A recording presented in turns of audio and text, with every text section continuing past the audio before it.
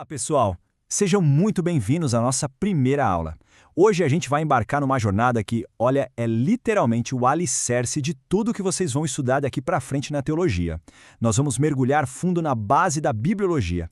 E para começar, a gente precisa falar sobre o conceito mais inegociável da fé cristã, a autoridade absoluta da Bíblia.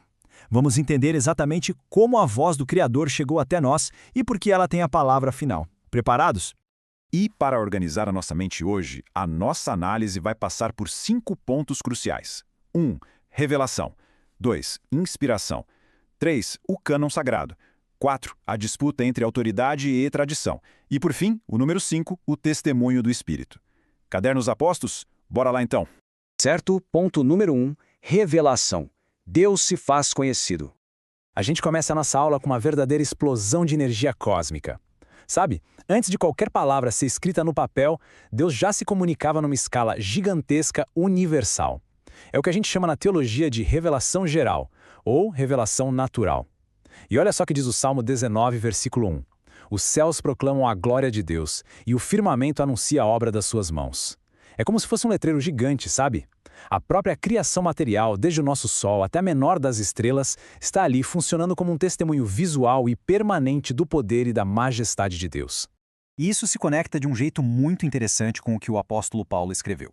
Lá em Romanos capítulo 1, versículos 19 e 20, ele explica que os atributos invisíveis de Deus, tipo o seu eterno poder e divindade, são percebidos de forma clara através das coisas criadas.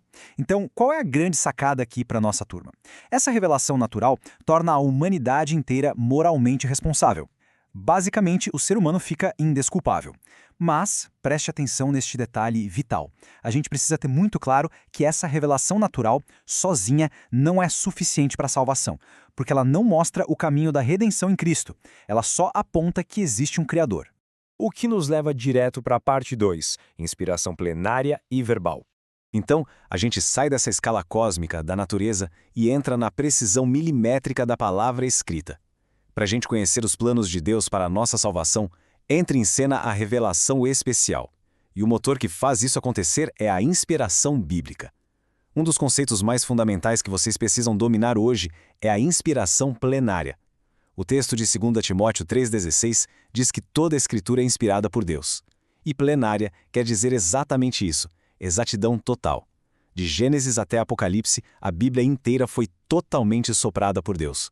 Não tem essa de achar que uma parte é menos inspirada que a outra. Seja um livro de história, uma poesia ou uma profecia, tudo tem rigorosamente o mesmo peso sagrado. E olha, a coisa fica ainda mais fascinante quando a gente fala da camada da inspiração verbal. Porque a inspiração não ficou só no campo das ideias grandes e abstratas, sabe? Ela alcançou as palavras exatas que foram usadas. Mas é essencial que fique muito claro. O Espírito Santo não transformou a mente humana numa máquina de escrever. Não foi um ditado puramente mecânico.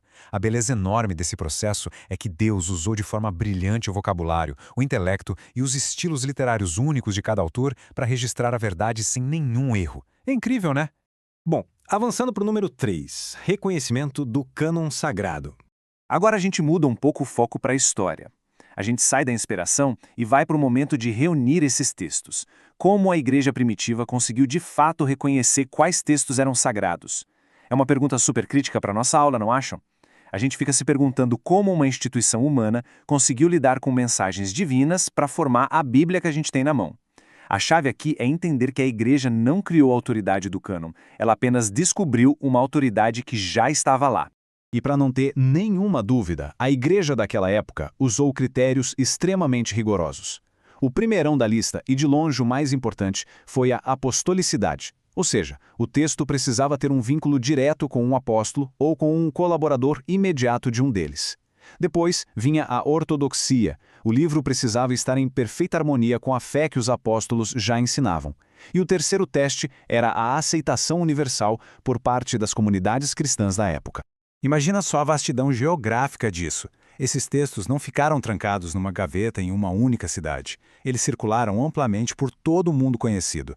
A recepção dessas cartas e evangelhos pela comunidade foi algo tão forte e tão orgânico que quando os grandes concílios históricos se reuniram lá a partir do século IV, eles basicamente só oficializaram e confirmaram a autenticidade de escritos que a Igreja Universal já abraçava totalmente como divina inspiração. Chegamos ao capítulo 4. Autoridade divina versus tradição.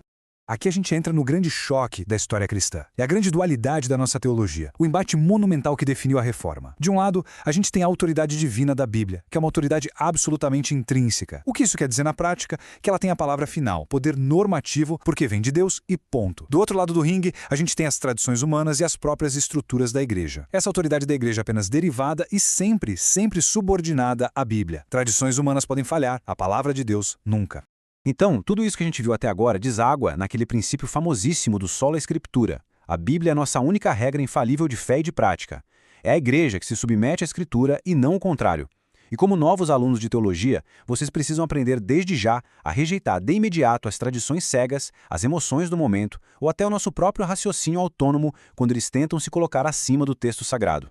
E assim chegamos à quinta e última parte da nossa aula, o testemunho do Espírito Santo. Para fechar com chave de ouro, pensem comigo. A gente já falou da revelação no universo, da precisão exata da inspiração, da história do cânon, mas, na vida real, como é que o nosso coração e a nossa mente se convencem de verdade de que tudo isso é divino? Tem uma citação clássica, histórica, da Confissão de Fé de Westminster que mata a charada. Ela diz que, sim, a própria Bíblia demonstra de forma inegável a sua majestade e pureza.